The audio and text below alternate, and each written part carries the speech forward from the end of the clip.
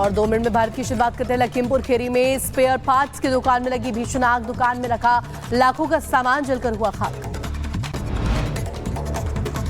हिमाचल के चंबा में कूड़ा प्लांट में लगी भीषण आग। प्लांट में लगी आग बुझाने की कोशिश लगातार जारी।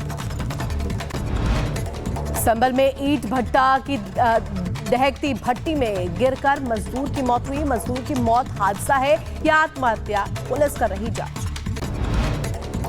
बदायूं में अनियंत्रित कार खाई में जा गिरी। बाल बाल बचे कार सवार। मौके पर पहुंची पुलिस ने कार में सवार लोगों को बाहर निकाला।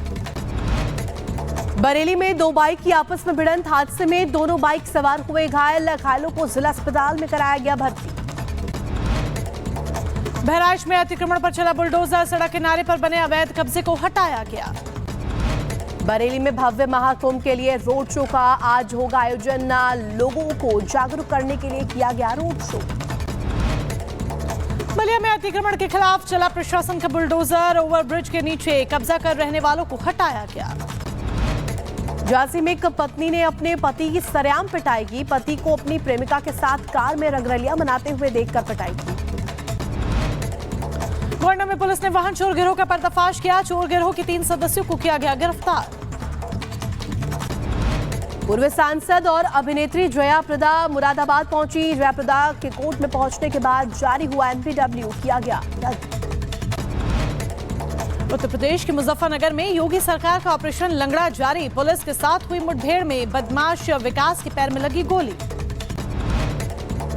बुलंदशहर में फ्लोर मिल पर फूड डिपार्टमेंट की छापेमार कार्रवाई। भारी मात्रा में मिलावट का सामान हुआ बरामद।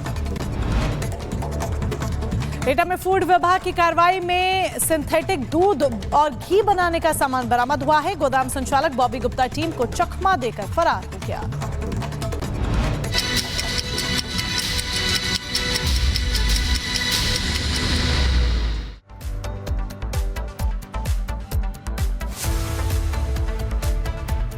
और चलिए इसी के साथ आगे बढ़ते हैं और बात करते हैं दिव्य भव्य महाकुंभ की, क्योंकि दिव्य भव्य महाकुंभ की तैयारियां किस तरह से चल रही हैं इसका जायजा लेने के लिए खुद मुख्यमंत्री योगी आदित्यनाथ प्रयागराज के दौरे पर है। ऋतु, बिल्कुल मोनिका, जिस तरीके से आपने कहा खुद ग्राउंड जीरो पर वो मौजूद है। घूम घूम कर तमाम जो तैयारियां हो रही है, जो फाइनल टचेस दिए जा रहे हैं, उसका जायजा लेते हुए नजर आ रहे हैं। आज भी दूसरा दिन रहने वाला है उनके दौरे का, और ऐसे में आज भी मेला क्षेत्र की जो तमाम परियोजनाएं उनकी सौगात देने वाले मुख्यमंत्री। क्या कुछ है रिपोर्ट में जरिए दिखाते हैं।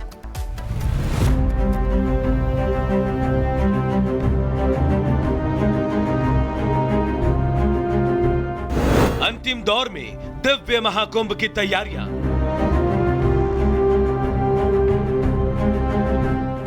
फाइनल तैयारी देखने खुद पहुंचे सीएम योगी। योगी के दौरे का आज दूसरा दिन। आज भी कई परियोजनाओं का करेंगे शुभारंभ। सीएम योगी आदित्यनाथ महाकुंभ की फाइनल तैयारियों का जायजा लेने के लिए 2 दिन के प्रयागराज दौरे पर हैं। महाकुंभ की शुरुआत 13 जनवरी से होगी। उसके अगले दिन मकर संक्रांति पर पहला शाही स्नान होगा। ऐसे में आयोजन से पहले मुख्यमंत्री खुद तैयारियों का जायजा लेने पहुंचे हैं। आज उनके दौरे का दूसरा दिन है और आज भी योगी आदित्यनाथ कई कार्यक्रमों में शामिल होंगे, तो वहीं कई परियोजनाओं की शुरुआत भी करेंगे। सुबह 9 बजे आकाशवाणी चैनल का शुभारंभ करेंगे योगी। 9:35 पर कमला बहुगुणा की प्रतिमा का अनावरण करेंगे।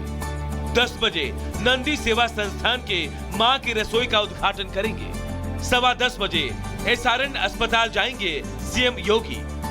10:30 बजे ऐरावत घाट पर कार्यक्रम में शामिल होंगे। 12 बजे तक निजी कार्यक्रम में शामिल होंगे सीएम योगी। 12 बजे स्टेट पवेलियन और डिजिटल कुंभ प्रदर्शनी का उद्घाटन करेंगे। 2 बजे बमरौली एयरपोर्ट से रवाना हो जाएंगे सीएम योगी आदित्यनाथ।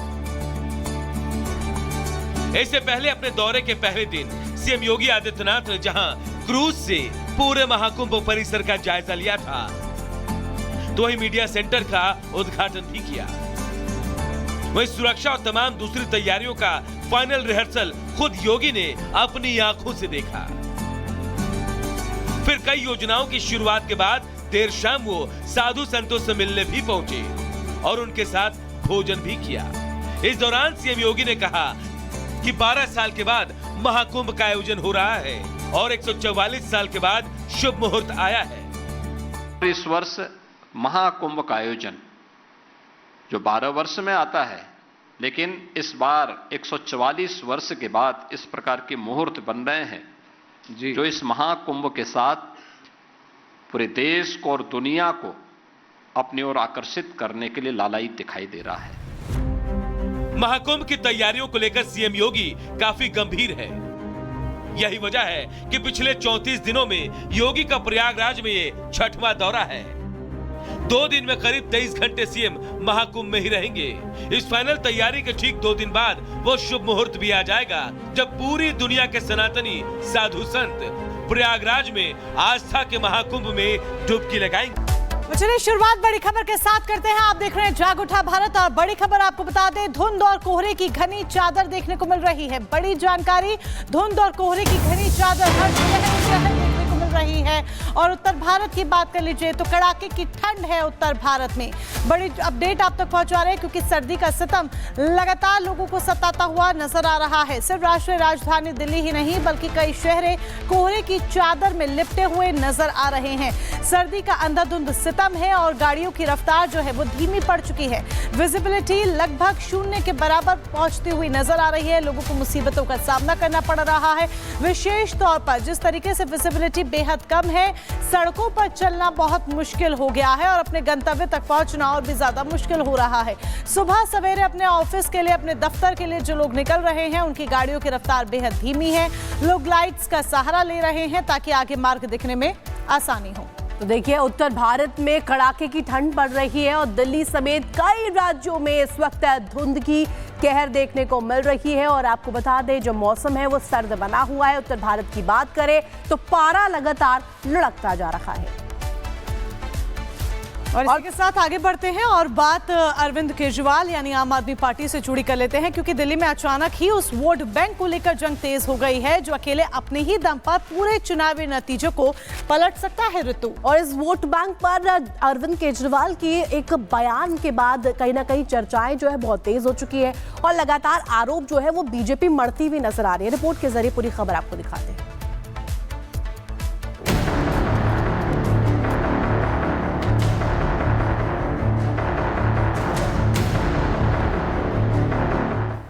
पहले रोहिंग्या, फिर घुसपैठिया, फिर शीश महल और अब पूर्वांचली। दिल्ली में सियासी दलों के मूड के साथ ही यहाँ के मुद्दे भी लगातार बदल रहे हैं।